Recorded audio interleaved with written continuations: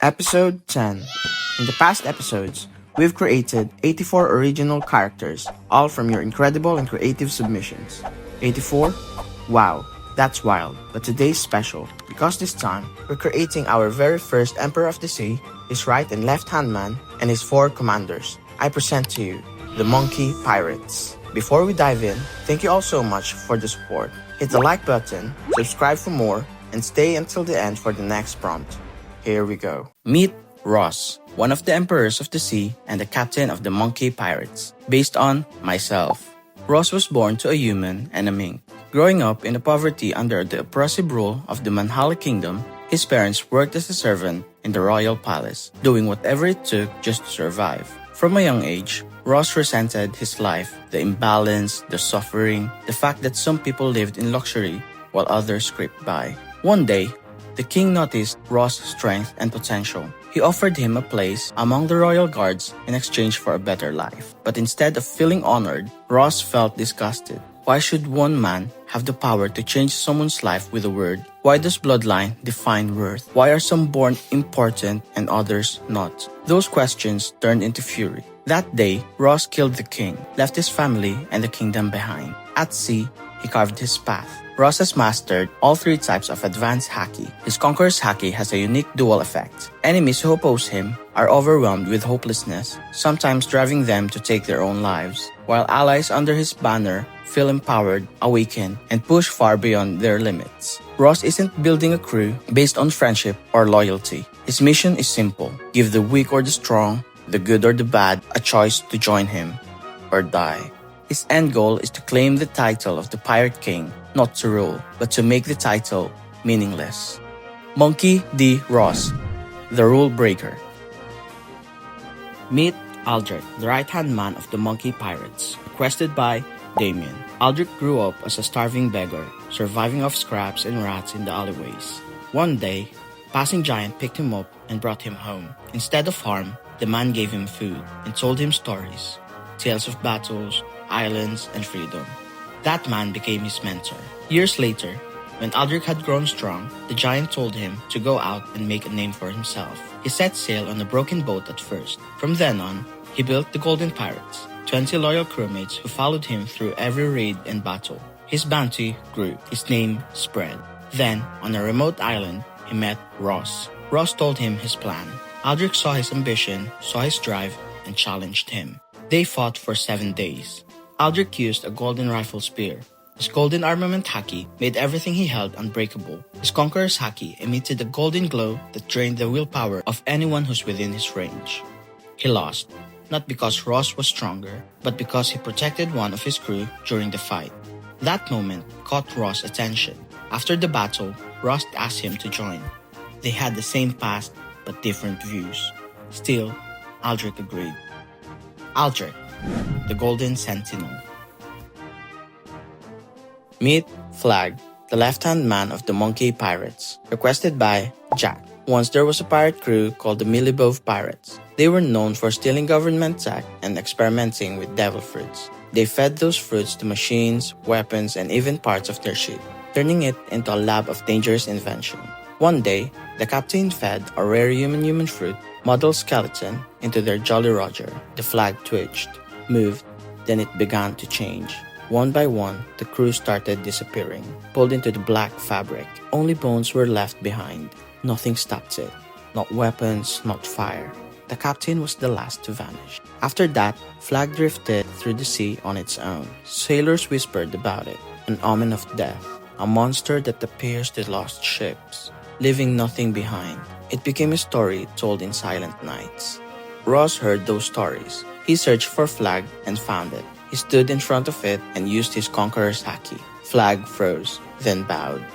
Since that day, Flag followed him. Now part of the Monkey Pirates, Flag began to change. It spoke, it smiled, it carried out orders with precision and loyalty. Over time, it became fully aware and fully devoted to the crew.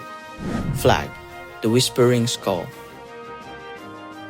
Meet Zuri, commander of the 1st Division of the Monkey Pirates, requested by Cold Summer.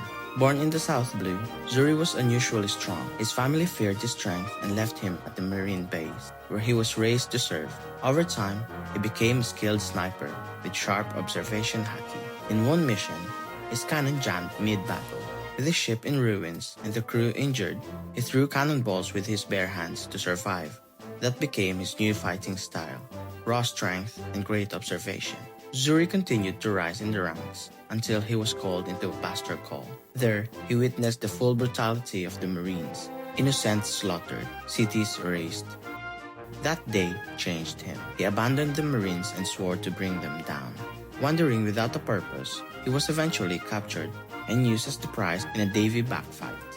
Ross and the Monkey Pirates won. At first, Zuri resisted, but after seeing the crew in action and understanding Ross' vision, he changed sides. Now, he serves under Ross' flag.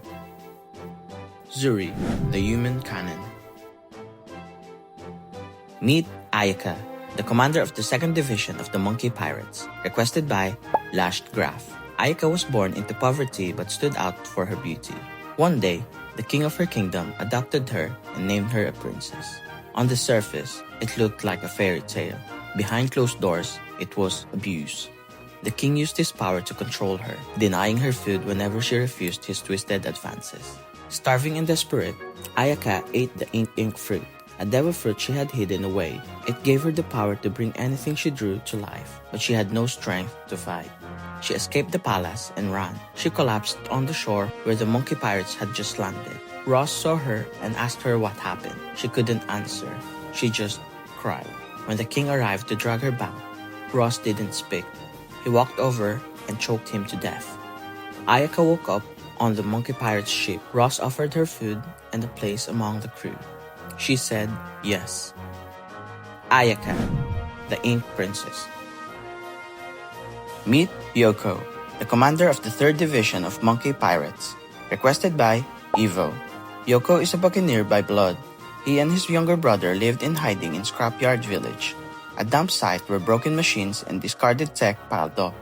They kept a low profile, but word spread. Marines raided the village, hunting for traces of buccaneer lineage. Yoko fought back, but he lost his arm and his brother disappeared during the chaos. He was captured. Yoko was taken by the world government and used in experiments. While in prison, he quietly built himself a mechanical arm from salvaged parts. Hidden inside was a device powered by an artificial mimic fruit, allowing him to copy any devil fruit power for a short time. He used it to escape. At sea, he encountered the monkey pirates. He offered to repair their ship in exchange for a ride.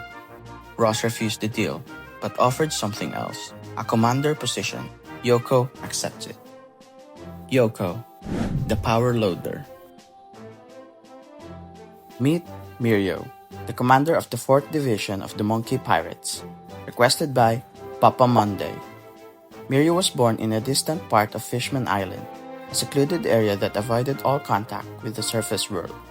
But Murio always dreamed bigger. He read books about pirates sailing island to island, fighting, exploring, and living wild lives. That's what he wanted. As a kid, he was known for pulling pranks, causing harmless trouble, trying to make his quiet town more exciting. Over time, his curiosity turned into drive. He trained hard in Fishman Karate and eventually developed his own style, Pincer Karate, built around powerful snapping strikes. When the monkey pirates stopped at Fishman Island, Murio saw his chance. He tried to prank Ross, but ended up getting beaten badly. Still, he laughed it off and asked to join the crew. Ross didn't turn him away. He started at the bottom, cleaning decks, but worked his way up through effort and loyalty. Today, Murio commands the 4th Division. Murio, the pincer puncher. And now, present to you the Monkey Pirates. For the next episode, it's going to be a two-parter. I'm looking for a pirate crew that splits into 2 rival crews, 6 members on each side. Every character must represent one of the 12 zodiac signs. To increase your chances of getting picked, submit a maximum of 2 entries. Keep your description short and clear. Concise entries are much easier to work with than long detailed ones. Be creative. See you in the next one. Peace out.